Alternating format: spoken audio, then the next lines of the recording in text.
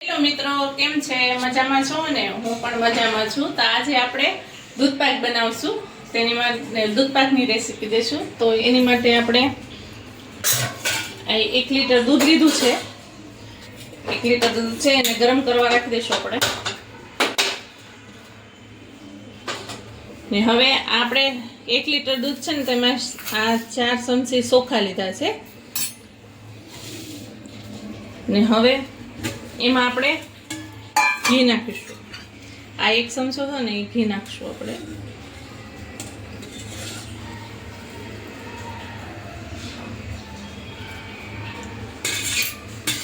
ચોખ્ખું ઘી છે એ પછી એની અંદર આવી રીતે કરી દઈશું.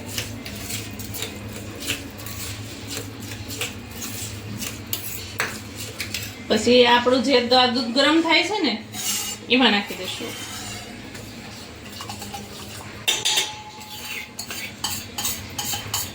આપણે 1 લીટરમાં 4 ચમચી ચોખા નાખવાના છે ને આમ ગણો ને હે તો 3 થી 4 ચમચી ઘી છે. હવે આ બધું આપણે ધીમા ગેસ ઉપર ઉકળવા દેવાના. એમાં આ દૂધની અંદર જ આપણે આ ચોખા સડવા દેવાના. આ ચોખા જે નાખ્યા છે ને હે એ દૂધની અંદર સડી ન જાય ને ત્યાં સુધી આપણે ધીમા ગેસે એને ઉકાળવાનું છે. એકદમ ધીમો ગેસ રાખવાનો. જો ધીમો ગેસ છે ને હવે આ ધીમા ગેસે આપણે એને ઉકળવા દઈશું. જ્યાં સુધી આ ચોખા બધા આપણા સડી ન જાય ને ત્યાં સુધી આપણે એને ઉકાળશું. જો આપણા દૂધમાં ચોખા નાખ્યા હતા ને એ ચોખા બધા સડી ગયા છે. જો દૂધમાં જ સેડવાના એને. જો એકદમ સડી ગયા છે ને. જો તમને હું કરીને બતાવું. જો એકદમ સડી ગયા છે. હવે એની અંદર આપણે આ મિલ્ક પાવડર લીધો છે. મિલ્ક પાવડર નાખીશું.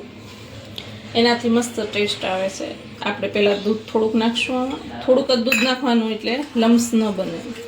નકર ગાંઠા ગાંઠા થઈ જશે ને તો મિક્સ થવા વાર લાગશે. મિલ્ક પાવડર નાખો ને તો બહુ મસ્ત સ્વાદ આવે છે મિલ્ક પાવડરથી. જો ટેસ્ટ બહુ સરસ આવશે. માવા જેવું આવે છે. આમ બધું થઈ ગયું ને મિક્સ. થોડું દૂધ નાખીને તો વાંધો ન આવે, નકર તો પછી ગાંઠા ગાંઠા થઈ જાય. આપણે એની અંદર નાખી દઈશું. આની અંદર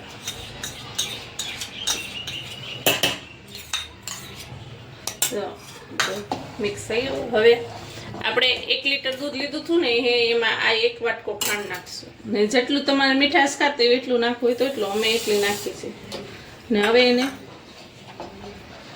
ગરમ થવા દઈશું. બધી ખાંડ છે ને એ ઉકળવા દઈશું. થોડીક વાર દૂધમાં ઓલો મિલ્ક પાવડર નાખ્યો છે ને એને આપણે થોડો ઘટ થવા દઈશું. ઘટ થઈ જાય ને એટલે મસ્ત લાગે. જો આપણો દૂધપાક તૈયાર છે. તો હવે એમાં થોડાક આપણે બદામના ટુકડા નાખી દઈશું. બદામ થોડીક ખાંડેલી છે એ નાખી દઈશું. કાજુ બદામ નાખો, એલચી પાવડર નાખવો હોય તો એ પણ નાખી શકાય. પણ મારા છોકરા ખાતા નથી એટલે એને અમારા ઘરમાં કોઈ એલચી વાળું ખાતું નથી. જાયફળ છે, એલચી છે એવું, એટલે મેં નથી નાખ્યું. તમે નાખી શકો છો કાજુ ને બદામ ને એવું, પણ અમે બદામ નાખી છે. ને હવે આપણે બંધ કરી દઈશું, સર્વ કરી દઈશું.